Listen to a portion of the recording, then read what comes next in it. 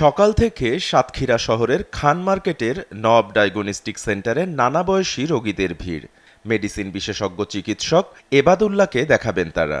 সুস্থ হওয়ার আশায় এভাবে দৈনিক এই চিকিৎসকের শরণাপন্ন হন অর্ধশতাধিকেরও বেশি মানুষ।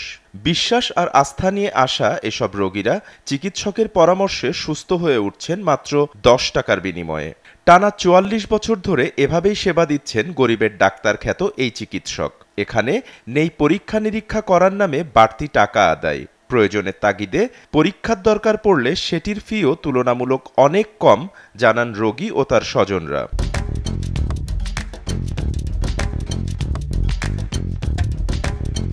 ছাড় হচ্ছে 10 টাকা করে ফি নেয়।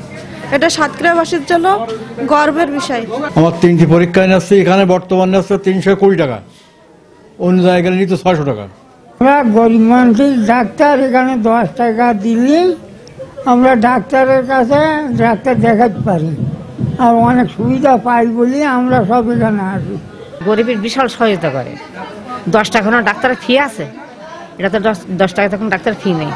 600 টাকা, 700 টাকা, 800 টাকা ডাক্তার ফি দিছি। এই 10 টাকা ফির উপর নির্ভর করেই বেতন ভাতা হচ্ছে এখানকার কর্মচারীদের, জানান চিকিৎসকের সহকারীরা।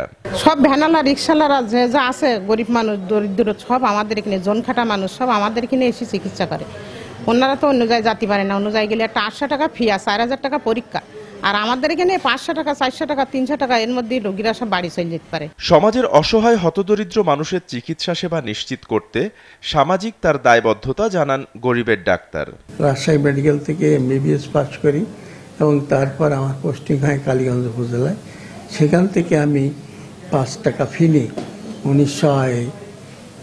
2010 সাল পর্যন্ত আমি রোগীদের সেবা করি এবং তারপর থেকে আমি বর্তমানে 10 টাকা ফি নিই।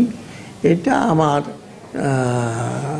মায়ের নির্দেশ বা মায়ের কথা মতো আমি করি। তো আমি তাছাড়াও মায়ের কথা ছাড়াও আমি মনে করি আমার একটা দায়িত্ববোধ আছে।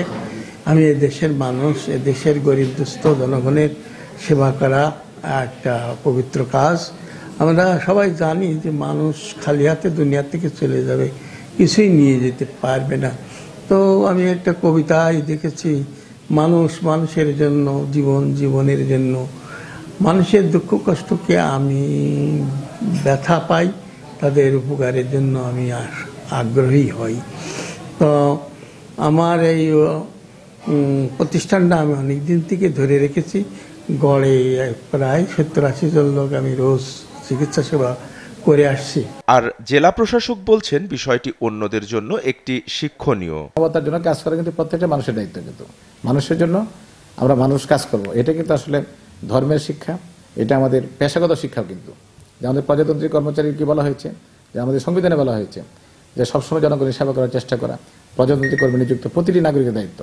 তো আসলে এরকম করে আমি মনে করবো যে অন্য ডাক্তারও যারা আছেন আর কি, কারণ তাদের রোগী যারা আছে, রোগীরা কিন্তু একটা অসহায় অবস্থায় আসে, কিন্তু এটা বিভিন্ন স্তরের রোগী হতে পারে। আর আমাদের দেশের আসলে আর্থিক সংগতি কিন্তু এত বেশি খুব একটা জেনারেলি নাই। কিন্তু সবাই যদি প্রত্যেকটা জায়গা থেকে যদি এই ডক্টর ইবাদুল্লাহর মতো যদি এরকম যদি ভূমিকা রাখেন, তাহলে আমাদের এই গরিব দুস্থ অসহায় রোগীরা কিন্তু অনেক পরিত্রাণ পাবে। ডাক্তার এবাদুল্লাহ তার ব্যতিক্রমী এই কর্মকাণ্ডের মধ্যে দিয়ে শুধু সাতক্ষীরা নয়, সারা বাংলাদেশের মানুষের মাঝে চিরস্মরণীয় হয়ে থাকবেন, এমনটি প্রত্যাশা সকলের। SA TV digital.